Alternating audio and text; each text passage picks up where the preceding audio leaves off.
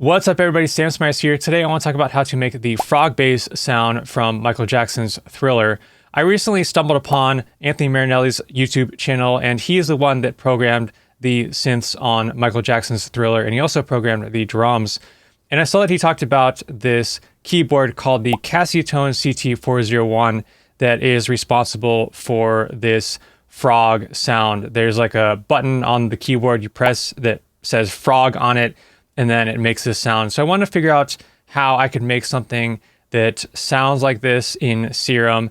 And then underneath that bass, this frog bass sound, you have the main bass that goes throughout the whole Thriller track. So I also remade that. I'm going to show you how to remake that in Serum because Anthony Marinelli originally made it on his ARP 2600.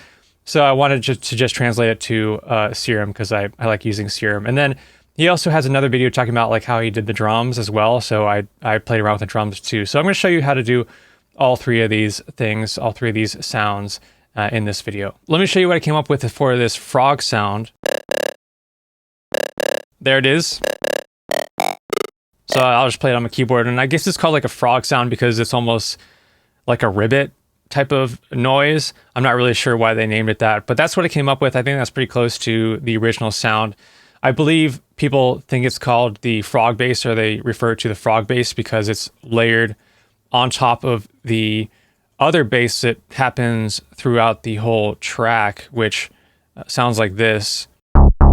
And for this bass sound, I have it playing a C sharp in 2 different octaves to get that tone. And then the frog sound on top of that sounds like this. And I think that's why people call it the frog bass, because it has the bass under it playing the same notes, but I think it's 2 different sounds. And then you play that with the drums. Now let's talk about this frog bass sound. I made it with these 2 square waves, and I put some other like parameters on here to make it into a preset, but let me just initialize this preset and I can walk you through how to create this from scratch. Let's do a square wave, and we'll do it basic shape square wave, take it down the randomness, and I'm using FM to create this sound. So what I'm going to do is take the level all the way down and raise up this to +1 octave, so it's not going to be making any noise if I play my keyboard. And then if I turn on oscillator B, I'll do the basic shapes, and then we'll do a square wave again. But if I take this down to -4, it's going to be super low. And we're going to add on the FM from A and raise this up to about 30, and that's kind of where we get that sound. So I'm taking down the randomness again.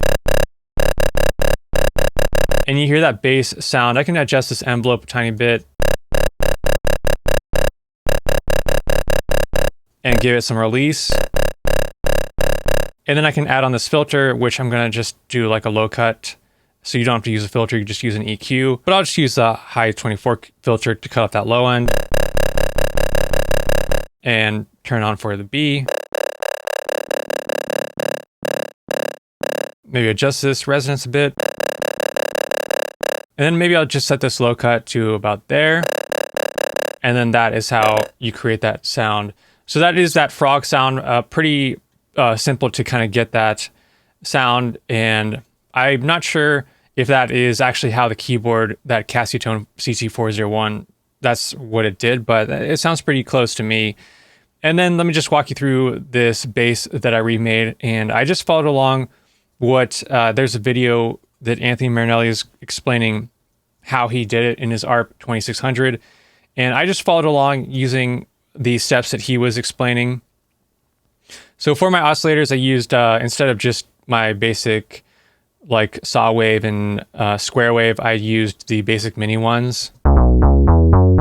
But you could try to use just like the basic shapes as well. So I'm going to just duplicate this and initialize this preset. So he ends up using, and I'm going to put at -2 octave because I have the MIDI up higher. So this is the MIDI.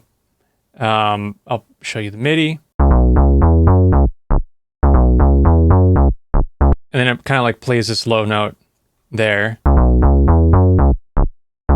So that's kind of like the MIDI, the rhythm. And then this is the MIDI for like when it plays underneath that frog bass sound.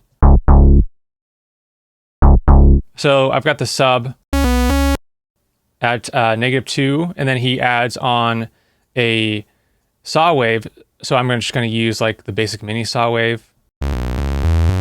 And you can take down the randomness if you want to. And then add on the square wave. So I can just use the basic mini square wave. So let's do this one. And take it down to -2 octave. And then we can shape our envelope a bit like this. Kind of shorten that decay. Give it a bit of release. And then for oscillator B, he takes the PWM, which is your pulse width modulation, which if you raise this up, changes the width of your pulse wave. It starts out as a square wave, and then he takes the envelope and it assigns it to the PWM so that you kind of get this like initial pluck sound to the bass. Kind of like that to make it a bit, give it a bit of character. So I'm just gonna put this around like 15. Maybe I'll raise up the sustain a tiny bit. And then he adds on the filter. Let's do a low 24 filter and assign envelope 1 to the cutoff. Go ahead and hit Shift and Option to get your modulation to only go one way. And then I'm going to set this to about 65 and turn on for AAB and the sub and raise up their resonance and the drive.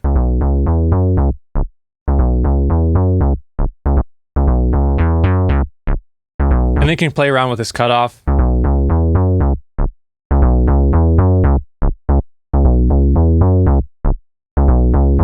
And if you want it like funkier, you can raise up this resonance.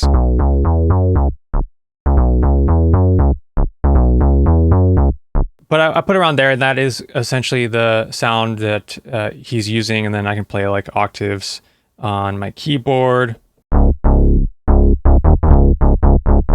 And then I just added a bit of EQ when I was making the sound, just added a bit of just EQ boost around 2 kilohertz or so, kind of like this. And then that kind of gets you the basic sound. And then let's go ahead and just play that with the drums. And then we can also like sidechain it, put on my compressor.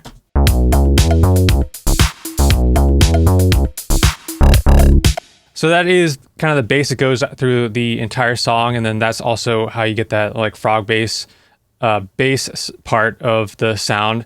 And let's go ahead and just go through the drums. Anthony Marinelli explains how he programmed them, and so then I just tried to put them into like a drum rack and see if I could just create like a drum rack based on these drums. Here, I'll solo them for you.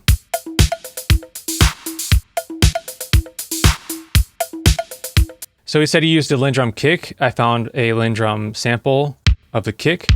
He said he used a snare from the LM1, and I believe the LM1 is like a different variation of the linndrum. I think there was like the linndrum LM1 and like the linndrum LM2. So I found the snare from the LM1. And you can hear I've got like reverb on the bus, and the reverb on the bus, if I go into my drum rack, I just have like a chamber reverb, convolution reverb on the drum bus.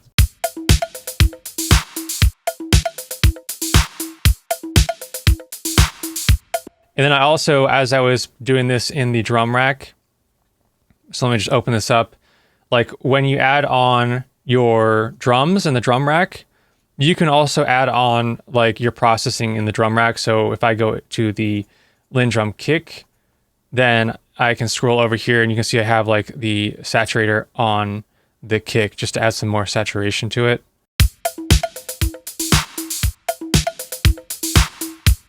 And give it a bit more volume out of it.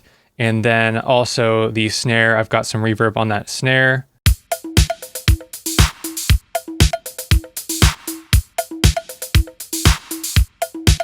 And a bit of EQ on the snare. And then I've got this 808 clap.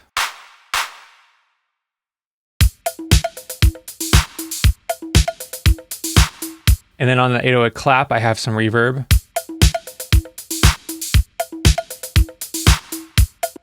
Some other processing that I have on all the drums, like aside from this reverb, is I have just a bit of EQ. They sound in Thriller, they sound pretty bright. So I'm just like brightening up the drums. And then I have this drum bus at about like 12%, adding a bit of drive.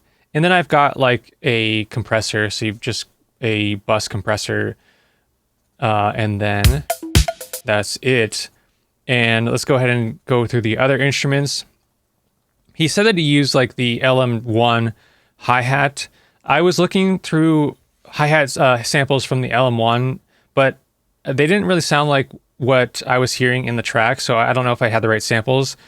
I was able to find Oliver released a whole pack of like 80s inspired sounds, and he had a hi-hat that was like an 80s inspired hi-hat. It didn't say it was the LM1. It very well could have been the LM1, so I just like sampled the hi-hat from this Oliver loop. This was a loop, Oliver 115 hi-hat loop rock, 8th notes, and that just sounds like this. So I sampled that hi-hat, and then this one was just like a random hi-hat. And then this is the pattern. So these are the hi-hat loop ones, and then the closed ones, and then this is the open. And then there's this cowbell, which is just like your linndrum cowbell. And then I had these congas, which they say they're from the LM1 and LM2. He didn't say in the video that I watched where the congas came from, whether they came from the linndrum or the LM1, the LM2. But I thought that these kind of like sounded close enough. So you can see the pattern there. And then this cowbell sounded pretty loud in the mix when I was listening to it. And I have it like panned to the right.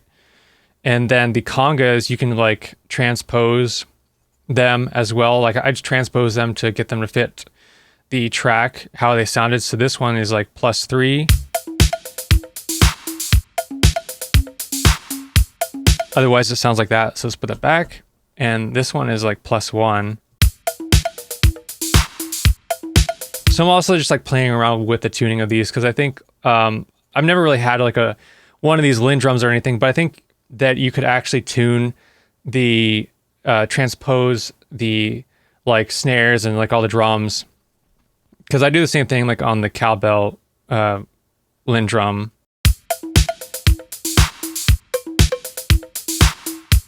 Because I'm taking that up to +5 semitones. Now, if you go into Ableton has a lot of just like stock drums kits. Like they have the 808 kick, and I believe the linndrum, for some reason they don't label it the linndrum. They just say like the LD core kit.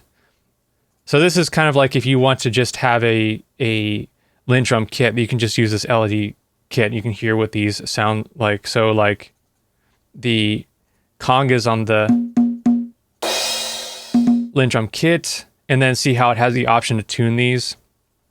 So you can like tune the drums and play around with the tuning. If you do just want to grab this Thriller drum rack and then also these bass presets, I'll put a link to download this Ableton session in my Patreon, and I'll put a link down below in the video description. If you enjoyed this video, please go ahead and give it a like, and also please subscribe to my channel if you are not yet subscribed. And if you'd like to check out any of my senior preset packs, head on over to store.smyers.com.